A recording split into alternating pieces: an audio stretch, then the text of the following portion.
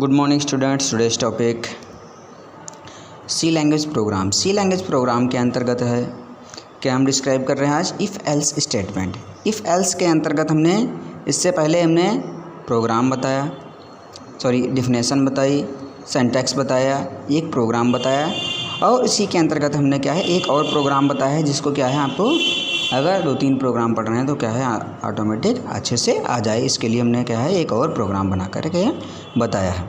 तो इसमें क्या है हमने जैसे दिया है write a program to print the value greater और नॉट ग्रेटर।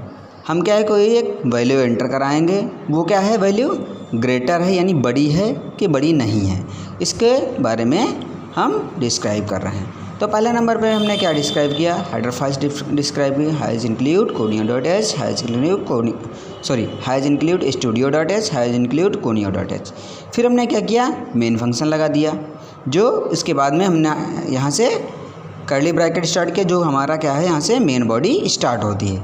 फिर हमने क्या है डेटा टाइप इंटीजर को लिया जिसमें var यानी वेरिएबल 1 वेरिएबल 2, हमने 2 वेरिएबल लिए जो क्या है हम कंपेयर कराएंगे var1 को var2 से कंपेयर कराएंगे।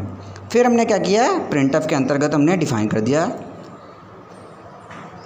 Input the value of var यानी वेरिएबल 1 की वैल्यू क्या है एंटर कीजिए। फिर क्या हमने स्कैनफ के अंतर्गत डिफाइन कर दिया एड्रेस var यानी हमारा क्या है वेरिएबल पहला डिफाइन हो गया। फिर दूसरा हमने क्या किया printf input the value of var2 यानी क्या है दूसरा हमने मैसेज शो कराया कि वेरिएबल 2 की वैल्यू एंटर कीजिए। फिर स्कैनफ में हमने डिफाइन कर दिया और उसके बाद में क्या है हमने एक कंडीशन लगा if var not equal to var2।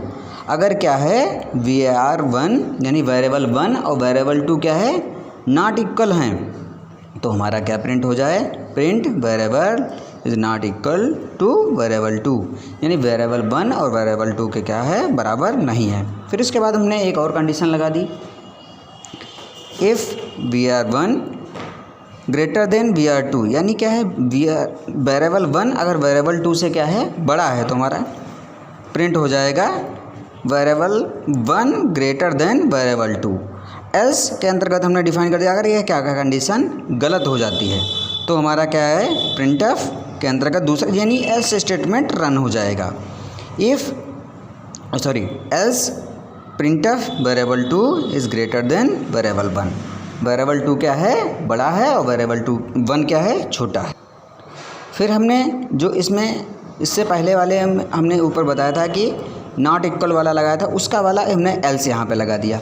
अगर क्या है वो नॉट इक्वल है तो क्या है variable is equal two variable 2 यानी क्या है या तो नॉट इक्वल होगा या तो क्या होगा इक्वल होगा।